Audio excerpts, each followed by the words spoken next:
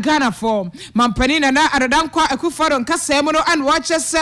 wonam so watibi wo maka akire no sa enkwada vaccine e wo nkwada yade ewo wo mo so manum sa de be ya yade bi ti se entobro ani bubuo yade podio no yade ahuduo bi akeka kan nkwada bra wa mo ya totofe ya yade sa vaccine so manum anase yade wo mo ana yade mo num a ebo wo ho ban afiri ho no vaccine no asa wo memo yenya bi kura emfanton na so krama pediatric nurses association kura dia baba to dwase na so ma vaccine case basa fa fende na worum anyam mampani na Adodankwa Akufo-Addo na nkasa mu na hyebadwa fie no kyese eharpa ehanu sam kwada ntotofe wa mabo sam vaccine asa ewo memo de senti ehanu nyina nsasa de to so se ya na se nya bia ni manimu ye ya amfa mrem kwada ya anhwe ya na nkwankofa asempapa amfa mre omene so ehihye gu akwamu a vaccine no nche biada ye benya bi mampani na Adodankwa Akufo-Addo. Speaker, our drone delivery service is firmly established. In Ghana now has 6 centers for zipline drone services, making Ghana the largest aerial logistics distribution network in the world. Zipline, through the national scale drone delivery services,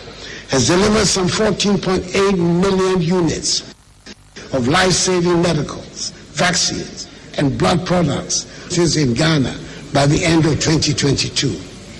Childhood vaccines top the list with the delivery of 8.3 million doses, followed by 2.05 million doses of COVID-19 vaccines.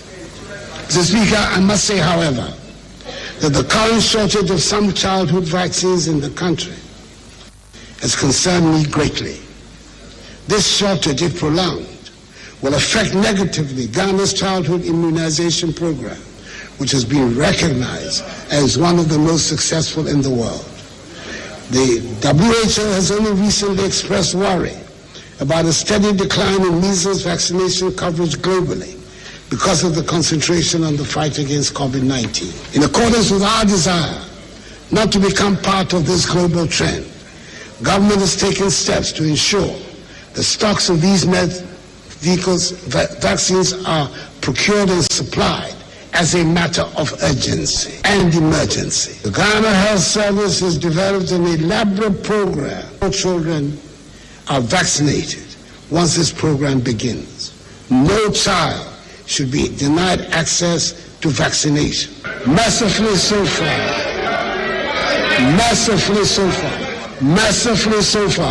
not a single child has died as a result of the outbreak. This House has already passed into law the National Vaccine Institute Bill, which is yet to be brought for my assent. In the near future, this institute will ensure that no matter what happens to the global vaccine supply chain, we can produce our own vaccines locally. Mampani na Adodankwa Akufo-Addo enti massively no kan mpo amantie Mampani sanso atoa so na wachire Ghana ne IMF nkomodie no baby omodi aduro. I would like at this stage to brief the House on how the talks with the International Monetary Fund have been going since the announcement on 1st July 2022 of our intention to engage the IMF for a funded program. The Speaker, having reached a staff-level agreement on 12 December 2022, after 5 months of intense negotiation and completion of most of the prior actions required under the agreement, we are on course for the IMF staff to present to the IMF Executive Board Ghana's program request for a $3 billion extended credit facility by the end of this month. Mr. Speaker, the 3-year IMF program, anchored on government's post-COVID-19 program for economic growth, aims at restoring macroeconomic stability and debt sustainability whilst protecting the vulnerable. It is a strong reform program which relies on front-loaded fiscal measures to increase domestic resource mobilization and streamline public expenditures to support inclusive growth and enhance social protection. Mr. Speaker, I thank the House for its support throughout this process, including the passage of key revenue laws. However, a few more of these measures, namely the Income Tax Amendment Bill, the Excise Duty and Excise Tax tax stamp amendment bills, as well as the Growth and Sustainability Levy bill, are outstanding, which need the urgent attention of the House and passage to complete the prior action. This will put us in readiness for our presentation to the Fund Board, and more importantly, bolster our domestic revenue mobilization efforts. Speaker, it is clear that given the extent of the fiscal and debt sustainability issue we are addressing, fiscal adjustment and structural reforms are not sufficient for restoration of debt sustainability. Critical components of the measures we're implementing to address the current economic crisis is the debt operation involving both domestic debt and external debt. The debt operation is aimed at returning the country to debt sustainable path by 2028 by reducing the debt to GDP ratio on a general classification basis and in present value terms from 103% in 2022 to 55% by 2028, reducing the external debt service to revenue ratio 29% in 2022 to 18% by 2028. Mr. Speaker, in order to achieve these goals, decision was taken to execute a domestic debt exchange program. In addition to fiscal adjustment, external debt operation, and structural reform, the participation rate of 85%, representing tendered bonds of 83 billion cedis out of the total eligible bonds of 97.7 billion cedis, constitutes significant success for the DDE program. Ghana Mampani Nana Adodankwa Akufado Abusumi Numini Mufra Sani Amafudi Nkomo see $3 billion. The uncles are Kodo Ajumana no moya no afei what the baby DDE Pinimicha that action program no yeah no so akoye pa. Yada so our Brashebe our State of Nation address no eno ana Ghana Mampani Nana Adodankwa Akufado Ogusua Kane se do to amafo gina anim se emra du su gina ayebra ese ono na ni age pa se ni se se ebra wo bedi o Mampani e wo fourth Republican to Ghana bakosemu no wodon kwa na be so anaje se akwantempa wodo pinu a e wo Ghana mamu ani afana gina no e se o mabomboden pa e wo sa asoye no hwane ne e ba na kwantempa de a e so no abreso ano maye dodo no no arodene sebina eto amraku amrahye bedwam na odi State of Nation address so na no eto anim a wo kire sampote no a ehia pa no anoguso etetwe ne semu ereche omanfo na nyina yati bia wo kire se won sika na ano okobosia bo na wode be hye omaimo ni nyina akohye akwantempa wodo pidu amu ne no ano wo chem se eya sambosia wodo pidu omokwaji nyina emfa ba bia akwantempa wodo pidu a na wodi yenti Ghana Mampani. I'm proud of the amount of work that we have done, especially in the road sector. Roads constitute the largest number of questions asked in this House by members of Parliament. A large amount of the monies we borrow are for road construction. Shall we dare stop constructing roads? Mr. Speaker, I would like to state categorically that this government has built more roads than any government in the history of the Fourth Republic. And Mr. Speaker, the details of all these roads are attached to this message. I have done so because last year when I made a similar pronouncement, I was met with howls and gasps of incredulity from the minority benches. And so I thought it appropriate this time to present it as an annex to the statement, which will be part of Hansard. Beyond the construction of roads, Mr. Speaker, this MPP administration has implemented successfully national identification system with the Ghana card, constructed more railway than any government in the Fourth Republic, established the Zongo Development Fund to address the needs of Zongo and inner city community. And under their auspices, we have conducted more infrastructure in the Zongo community than any other government in the Fourth Republic. Constructed more NCA licensed fiber optic cable than any other government in the Fourth Republic. 93% of the total. Increase the proportion of the population with access to toilet facility from 33% to 59%. Increase the number of public libraries from 61 from independence until 2017 to 115 in 2022. providing more equipment, vehicles, ammunition, etc. to security services than any other government in the Fourth Republic. We have successfully implemented the digital address system, improved significantly the financing of governance and anti-corruption institutions like the Ministry of Justice and Office of the Attorney General, the National Commission for Civic Education, SRAJ, EYOCO, and the Office of the Special Prosecutor. And yet, Ghana man penny Nana Adodan Kwakufado, Brashim and the State of Nation address. No, what did two enemies say? Not man, dear, for public, one of one, Aquatimpon, you were ye.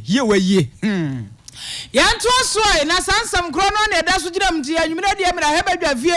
and you know, as we saw. I'm on Panicom, I have a funeral Casa say, I had Kuman, almost Casa, Pacha. Wamakasa na udi mzee omono omodu ambeka na bakon hwaho entimra heba dwamu dam kuma na banu dani economy minority leader Dr. Kase atoforce wone sanjira focus na chese enti ekodi nyina enie wo hu ikura nkokorefom osi de mampani ba no ho no ase kokotontra oso ho hwini mampani ameka hwe mampani ba ye no sede wo mane tebia esitie no obese kire ne se no aka kire Ghana for nya no obeka yo obeka ka brofo am confidence and am ho sankwa no obeka ne sisi so na rich sa no obeka ka brofo na mom brofo ni nyina wutie kokosi akira di omanity bia ne tie no wanka anjire Ghana for chese se Ghana ye ni hwe ye ko bankrupt ye twa ma na C dot that's for Abraham no ye hu so ye kofra lot chese wo ma ye ni kapre ye fitim ye ni bi kura di account dama ye ni bi kura ye ni sika ye ni wine ye chese a bin so ma ye mpao na sama mpani bakwa kwa kache Ghana ze die yanom ade no agipoyo ahwiegu o ye ntimi anyo ye ni sika o ye boto munya do akwa wankwaka anu akoya risha sa anu akoni ba bia sede wo mani tebia ne titie no Dr. Kase atoforce say anu nie wonu mo kan yentie. Mr. Speaker, first let me also thank His Excellency the President for the presentation of the message of the state of the nation. But Mr. Speaker, Mr. President, there is indeed a widespread of despair and disenchantment among our people. Millions of Ghanaians are going through unbearable hardships and excruciating pain. Our economy is in its worst shape in decades. In fact, Ghana's economy is bankrupt or insolvent. We are currently unable to repay our debt. Ghana has officially defaulted in the repayment of our debt since January 2022. Mr. Speaker, yes, Mr. President, your government is failing cut down on the size of government and public expenditure. Ghana is witnessing hyperinflation, largely because, Mr. President, your government allowed the Bank of Ghana to print 50 billion Ghana cedis for the year 2022 and another 4 billion Ghana cedis in the year 2023 first quarter. Mr. President, let it be noted that this expenditure finance public expenditure on the overbloated government expenditure. Our position is that inflation is currently rising. Monetary policy rate is also at 28%. Ghana cedi is at depreciated by 20% in January alone. Mr. President, unemployment is exceedingly high at a record level. And as we speak, Mr. President, lending rate is at 40%. Mr. President, our economy is in tatters largely because it is self-inflicted. Your government inflicted it on us and failed to act. Mr. President, this is your scorecard. This is your scorecard.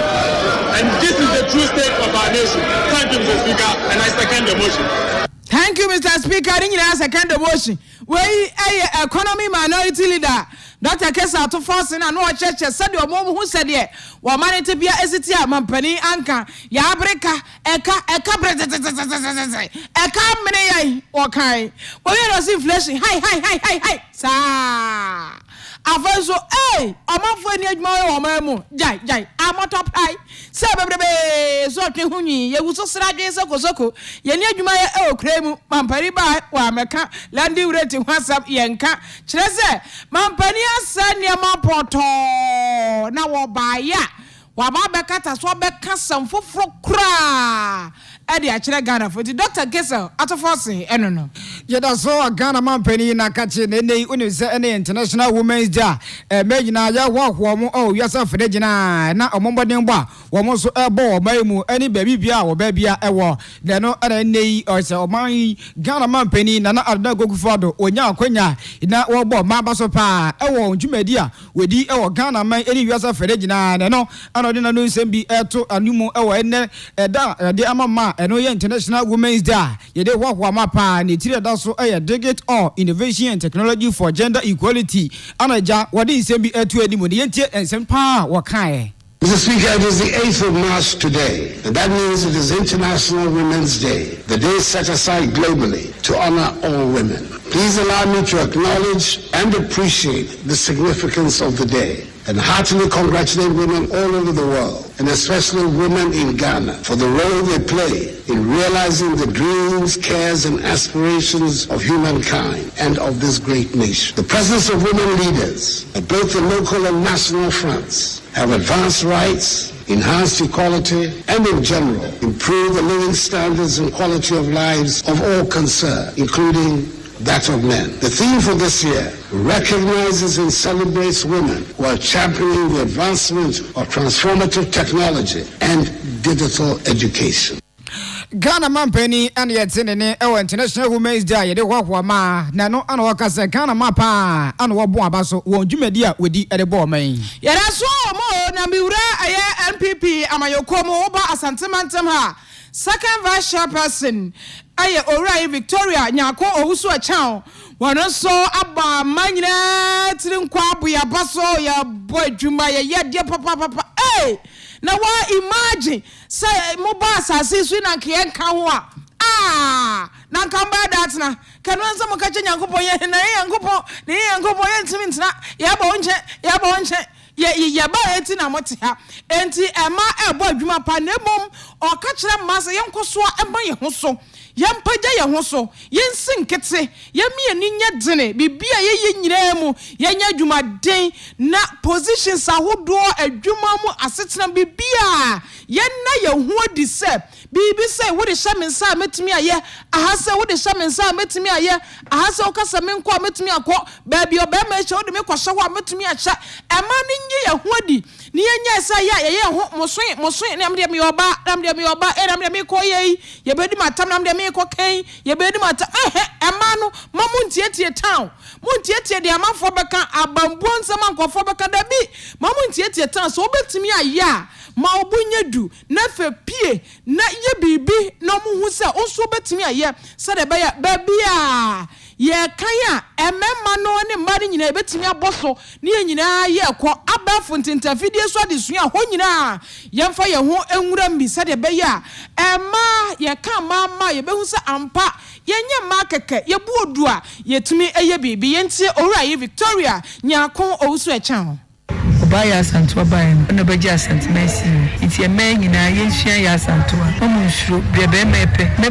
Dear me the pan said, let's come next year election. Namatis or by a president. I mean, Bajipa, if you say they be a member president, and Mawukom, or Bawukom, not president, but now there is executive in a man, Moshishim. Momushu, says him who said, Nede, I am mad. You don't for we are smart brabumana, a sentiment, a man, a break, a soria. 2 o'clock near see a drum near Masum. The saying I may say, oh, more baby, I could do more by Pejumay, or baby was Minia Jumayan and Mama. Me say, a yet didn't commit matter. Ice water, I met on a mefe, a dear bear ferry and say, Makoviadi, and say, Metona dear, now say a ferry, and your ferry, or Baunia 26 square, which Makujumako Tomoko, in Yadua, tomatoes, USCC, Ubacono Cres Capi. It's a body and train say, if it's Capi Benam Diajuma, Masuma. Kakankaka, if you say fee ma, and if and they say, member of the Juma say, you don't know film. To Miss Memano, they say, Naya and Maddy, Monko, the Unia being put down. They say, be one way, Diana, and can then come on with the name by you. Yes, you see, it's him. They say, oh, maybe be on the Ashanti Regional Second Vice Chairperson Edema NPP Amayokono Ora Victoria Nyako Owusu Achao Entienei no aka kire wawura se ene die enko kechi no akofa apron ya he na de che ya he na wa ene enkama no de pegative de amba no bia na dwi papa china kolodio mankamba no ebi munsu ni maduane no ade de maame ne kan no hu ni se oye da de na aka kire ma de aka kire yen de me ka kire unya ko po ehira mo because ejanwo hye nya agro ejanwo hye nko enya agro ana wo hwe nkora be enna enum na se ombedidie se ombe de na se be ma ba ya kosu maduane wai won nwene bibia no so we is kana to ba fa so be calculation ni wada ase ni mu no ni asem no kwase ni mu calculation no keke no kwa na ko bi so kwase ni mu no because wo hwe se ne aduane no ano uwia wankasa wote wode na wote ma ba bi akakofio unidi yo akakofi but ese o che no munye bia wasa cha akosi wanya bi de me ne de ni so wasa ati asa aka ho ukunu de akura ne nam no wo se ese de obo ho ukunu ni ade ebe ma so ye pa ai se wo ho aba ne ye se ka wadim ede nyina mo so wo muemu na no a no tete wo sa ese in fact e ma de enya mi be hira wo e ma no aka no ho aba ne ye ka wadim wo hia man kan ba dai ade e ma so chine no ne anim ka na aduane aba na afei na munu se manya ho no wate aduane on kan kitwa on fa on kwade mun kan je se ko bra obenyira cho e ma krokro de e yade a e hu ehia pantie nei e wa se e ma ni nyina ne memei e ye da sonko de ma wo mo se weda ne so asesa na se wo kan kwa chiri bi se na wo kan se se ma ani wiase a kamo be de e ma ni wiase de ne se nka bode ne nka wuo bode be twa ne se abe no on so utum to kuro se a bra na wo semba na o kan se me se ma ni wiase nka mo kam be de kamo ka mo tebia be de ye tebia de nka be bibia ho ana se bode on se bia eduro no mira sa no obi be di nkomo na watwe current kakra ba bia de akosi no ho na masisi so edne ma ho sa no ma ne ho ana oba bren o pe wadwuma kura sa kura oboa o ho tikentena ho so oba wo nchen a wadwuma sa de kura oboa wo nda so yes beme bia apart from the okay Kenya no one in faso a munya wa yeso yes apart from ana awo kura ka ho se oba wo ma wa enya wo dia kura bo se ho pem se wo mame sa ade na enya wo dia awo hia se me ma dia na one ne tie na se wanwa ana akoy bi o nti wo se wa ana kwasi wo ba we akoy misira wo dia misira wa wo dia eno nko a de ene se wo ka so won to afie kura na ma de obeto ama ba ye ne mema no ye hu se ne bi ye hu kwan ye fa bra nyame be hira wo no ne asem a because hwe be ma bi na wo ba wagya no ma na kwa ke ne kwati na bra bo man ka boa 100% sure it is a social system ni mu a o first o ba bi obedeti ni bia wo no yere afraid of why prophet nso wapo inti mema no hu se de ombe kora ye odi ye hu se ne besi akora m keke ye nya mahema ofie ema no so bi edwe o krokro no se ye no one star gire wo ema ni bi edwe wanya bra wo krokro no wo so no kwana no kama nka se ya ka ho nyimi sei ba na ye da wo die ne ye mo dade ye mo mabaso ye mo mabaso na maamre ka se nka mema ni nya aduane mama no aduane no ne de ahwedi a aduane ma ne bi bedidi enye nuko mema ne bi eni aduane no bra nyame be hira wo ye ni aduane no a me no amo a hwie aduane anwa no na ma hwie nso na afra na me de nchina tum ma kan sit me nya hu sa atrimu pe na me de mo nesi so na no ye de mo no anwa mo wow ansa na me no ano je ne nkranka ho emi ntwa je ne mi ntwa ma ne nche eno asa abe na mi die asa ba oba mi nu aduane ma wa wotumi se aduane no okra timi ti be me wanim ye nkranhye obabu be ma bu wo a wotumi nya na yere aduane de ontia anukro bra obabu an nsam wo bonti no da so tie wade se ka ko nyame be hira wo because send you usbi nu aduane ma wo be fie o yere de nsam no bo sese no eno nti na da so tie wade na se no aha ma yento so me jawa o de wi e be sa ko e jasa ba go your front why e we say for eguso wo kase na ba bia du e credit union wo Asante Mantami a credit union for Asante Regional Credit Union Manager Association ana ene o modi nenu asiwo e de cheche but ya wodo pia be boa ama wo dwuma efo gina ene wo client wo bon pesua so ne on bedi dwuma na afi ma krokro mu kwan wodo office a e betimi abon pa ne no na ene o mo chese wo mo workers no se bas won client ba won chen a wo bo no mo tena so dwum pa na dwuma entimi nkoso na kroye ni gina entimi mu ana no e de nam so ma regional manager owura kwame Japan wadi zembi eto Ghana mampani enim se esa clean up process no waye wo banking sector sakodo nyina no wo sika binim wo akwaye ne ho bibie ho wo ba hwani mu a kamya kwase nyanya yi edinkebe yankaba no ontwe nani enhwe wo pa na wodi entie yewura kwame Japan ewo mreko a na wo kasa nsemwe bese eduma bia there's a challenges wom challenges there you know financial cleanup on the buy, local funds, there are still some funds with the farm managers now, government, every group classes, and this is one of the main challenges still. The FAC, about here, Saba, say, Uniho, that's Uniho, into Sikka local velos, farm managers, the Saba say, one coin, one risk of my character, so then Ghana for. Na young to any for your major challenge. Abandon say yes, so can you know a bus on employment here. Yabua Ghana pa Ghana economy now. It may improve almost 30% of the economy. And if I don't mind, and I can let you know, I come in and go about so. So it may improve this masses. Active on a man so as I increase about revenue compensation. Yes, Rabban say, Sikka local family is one. A buying and 2 animal on canon. Now, a buying 3 minus in the young funny more. Now, balance from here day. Sabana practice to grow. Impact on the economy so. Regional manager Edema Ashanti Regional Credit Union Manager Association new edumedi we dey si wo eboa ana dey na do this to Ghana mampani enemy say bayanko osika bi no akamu no ko pepa na omo anama unemployment so atekura Ghana ha ento akasebo no asoi na ekuo ye from sir amai Ghana ye dey mpaiboko pani awadano prophet Nyameba Emmanuel aka Bible prophet na wona na ekire se wontiase sentia woman ehia yesa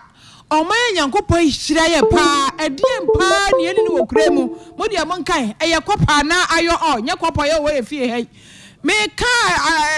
gudi Nyankopon de ache yin godu ni maganize ni wan pode de se yankan de so obi kopa ne ayo ne ade nyina de ye wo bibia wokure mu enchene aba Malaysia fode anyom hui ye kurom ha abanye na wo ha Nyankopon che bibia cha ya sase asrade ni nufuso ewo wo hu breast milk nufuso ewa sase me che nufuso ebi wasase mu Ghana ha mu sei empoano kura nchenche wo hode banje kwato a ebeba mu atu de ebo so wo de akatapira dwi baabi na se bo omuni bo bi kwato baabi na ebanche kura kokoto bo ne so a na afifi abobo de kura na hane na ayabantu oman Nyankopon hire ese so hiye ene hwe ye ni mu ni so ne ahwira no hwenro ayete amafo ni esresre nkofo man se munkopa chana choman ye wan munkopa